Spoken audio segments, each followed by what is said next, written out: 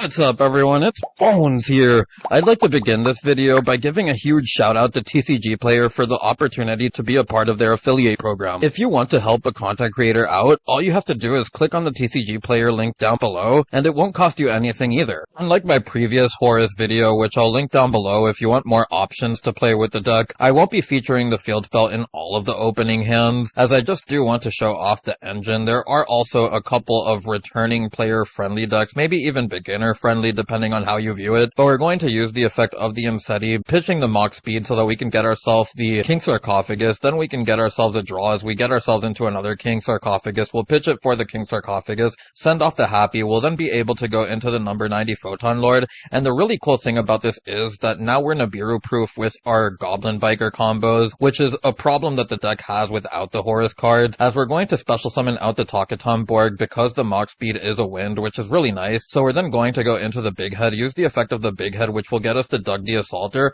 use the effect of the Dug the Assaulter, detaching one so that we can special summon it, and then its on-summon effect will trigger, allowing us to use its effect to search, which will get us the Grand Entrance to our hand. From here, we'll then be able to activate the Grand Entrance. I happen to activate the Continuous spell first, which we'll use later on in the turn regardless, but we're then going to use the Grand Entrance, get ourselves the Fiend, I forget the name of it, special summon it, as we detach another for the Grand Entrance, and then we'll be able to go into a second Big Head, use the effect of the Grand Entrance, then we can get the Mock Speed back to hand, as we'll use the effect of the Big Head here, which is important because you want that extra material on it, just so that you can detach during your opponent's turn with the Mock Speed if you have to, but we're then going to detach one off of the Big Head for the Cold-Blooded, as then we'll be able to normal summon our Mock Speed, and you can either normal summon it with the Grand Entrance or the Goblin Biker's Grand Meeting effect, or you can just do the regular normal summon as we hadn't normal summoned all turn, and from here we're then going to be able to change both to level 6. You don't have to do this,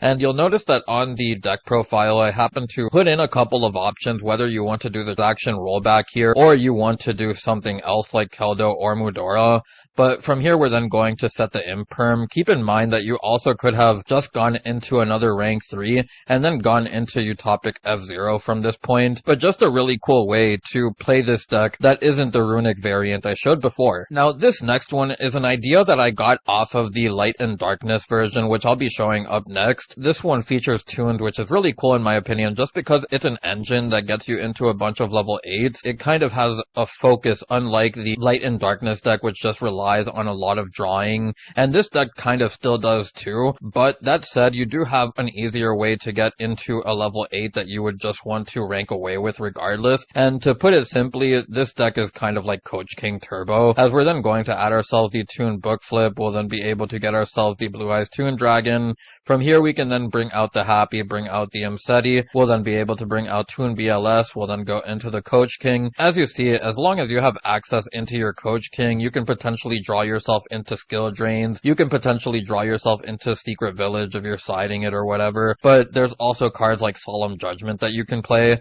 and now we can use the effect of the King Sarcophagus if you would like to here, in order to bring back the water one, or whichever else you choose to send in order to special summon back, but we're then going to be able to set 2, and now because we have the skill drain we can pass here, but if you would also like to, you can opt to go into the SP Little Knight, and then pass on to your opponent. Now the next one features Light and Darkness Dragon, and this one is just cool because it's Light and Darkness Dragon being able to set up a multiple negate on board as long as your opponent doesn't have a response for it during the same chain as you use its effect is really nice. You're also able to play skill drain just like in the Toon version because you're doing a lot of drawing via the Horus cards. There's also the trade-ins that you play and things like that. There's also just a lot of deck thinning in general with the Horus engine, but we're then going to be able to get ourselves another draw. As you see, I'm doing kind of a perfect case scenario for both the Toon and the Light and Darkness deck because I want to be able to showcase their strengths, and they also show the simplicity in playing these decks, which is why I said the Toon version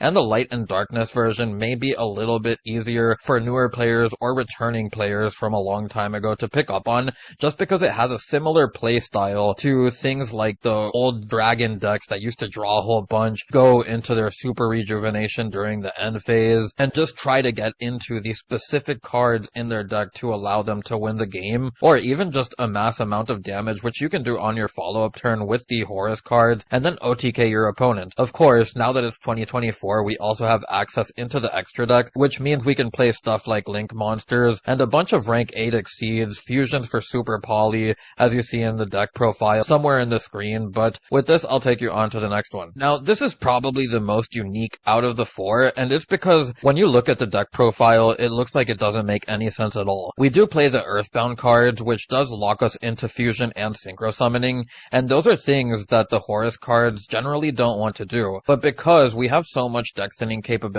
with the Horus cards and the Goaty engine, we have the opportunity to potentially get into one of our secret villages or a terraforming that can get us into a secret village, and as long as you see one of your Earthbound cards or your Lifeless Leaffish, you can get into your Goaty engine, activate the terraforming or the secret village. Then while you have Imseti on board, you'll have access to your Goaty engine online, getting you into the Askin and stuff like that, while the Imseti and your other potential Horus spellcasters will be locking your opponent out of using any spell cards via the secret village. As you see, we're going to get the Moonlight effect banishing the shift, and we're going to then activate the terraforming. We'll get ourselves into the secret village, activate the King Sarcophagus so that we can make Imseti indestructible by card effects, which is just another big thing because it gives you that protection for the secret village. Of course, if it targets your Horus, then it's kind of a different story, but we're then going to be able to activate the secret village and pass on to our opponent. So for everyone who's made it this far, I'd like to thank you for watching and for the 600 plus subs. I truly appreciate your support. Now that we've monetized the channel, giving us access to supers and memberships means that more awesome stuff is on the horizon. To get the channel membership, just click on the description below and there will be a link that takes you there. You'll also notice a free Discord link that I've made for us too. If you want to support me as a content creator, even if you can't donate supers or get a membership for the channel,